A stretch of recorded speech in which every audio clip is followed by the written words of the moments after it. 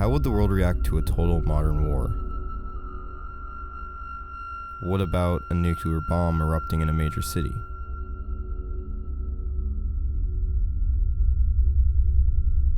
What about a deadly virus causing a global pandemic?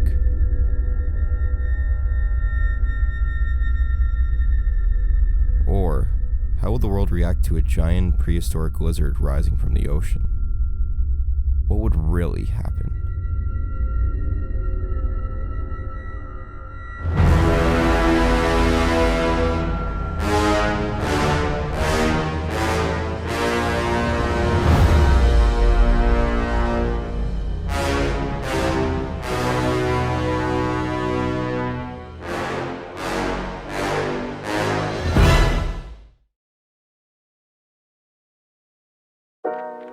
I've been in a bit of a Godzilla mood lately. I recently watched the original 1954 Japanese version, Godzilla. The thing that grasped me with Godzilla was the symbolism and meaning behind him. He isn't just a large mindless beast like the monsters from Tarantula or Them. He has a story behind him. He is a manifestation and representation of such a horrific event that only the Japanese can tell, since no other country could currently tell it. Godzilla represents the literal scars of the Japanese people, with the design of Godzilla's skin meant to recreate the victims of the nuclear bombs. He is suggestive. He isn't a nuclear bomb. He's worse. He's the manifestation of fears, mourning, and loss of all of post-war Japan. He is created by something that is meant to destroy. Godzilla was created to be symbolism that represents the mourning of the country, but he has turned the image around. Instead of a harsh reminder for Japan, he has become its defender, and now focuses on battling other large monsters. This is thanks to the Americanized version of him in 1954, whitewashing the story and cutting anything overly Japanese. In 2014, the Godzilla remake came out, and though he is feared as villain at first, he becomes the savior by the end. Let them fight. He isn't scary anymore because he isn't the villain. He is the hero. He isn't the problem, he is the solution. Large creatures attacking our city, let's help Godzilla clear them out. This process is broken in the 2016 film Shin Godzilla, which I would argue is the realest depiction of Godzilla ever seen on screen. I don't mean the look of him. A real look of a monster that doesn't exist is contradictory. I mean the reaction the government and officials have when Godzilla emerges and the destruction he imposes on Japan. In these scenes that are just generic Senate meetings where the good guys are being bullied by the bad guys, blanket layman terms are used like Titan and military. But in Shin Godzilla there is agreement. No one is the bad guy. When I started Shin Godzilla, I expected the tropes you see in these movies. A smart but strong main character with a struggling love interest.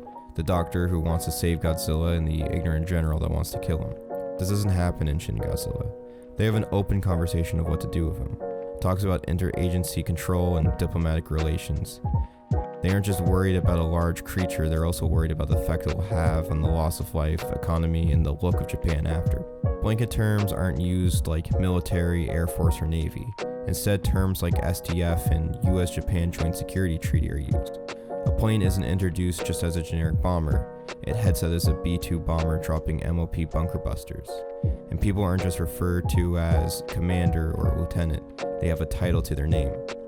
Each character of the film is introduced with a header stating their name and their role, because they are people.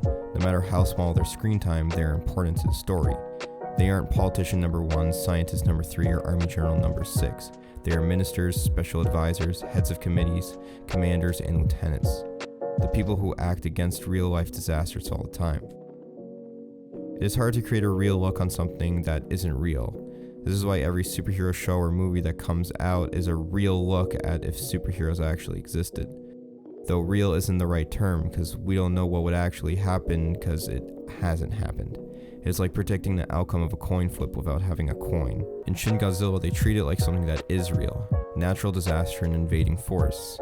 They state in the movie that this arrival is unprecedented, so they act and use real-life laws in place for events like natural disasters or invading force. It's an open discussion about the real possibilities. How to evacuate the citizens, how the police will be overrun with problems, and when they should enact state of emergency. A struggle for the Prime Minister in the film is enacting the state of emergency, because if he doesn't, then you can't send the SDF, which is like the military, to help out. He's scared to enact such a wartime law as reopening the wounds of its past. There's more bureaucracy. No one is freaking out or super scared. They're here to do a job and to save their nation from this creature. I said earlier on that blanket terms are used in other movies. In Shin Godzilla, they don't shy away from political or scientific jargon. In most movies, this jargon is in, but then is explained in layman terms. For example, take a look at this scene from Ghostbusters with the Twinkie. Well, let's say this Twinkie represents the normal amount of psychokinetic energy in the New York area. According to this morning's sample, it would be a Twinkie 35 feet long, weighing approximately 600 pounds.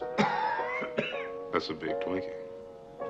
The jargon makes Egon look smart, and it makes the ghosts more rounded in reality, making us really feel like they could be real.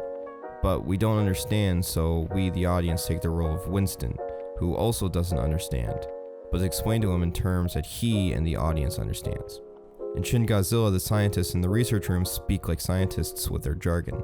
No one needs a Twinkie analogy because no one in their room doesn't understand, or else why would they be in the research room?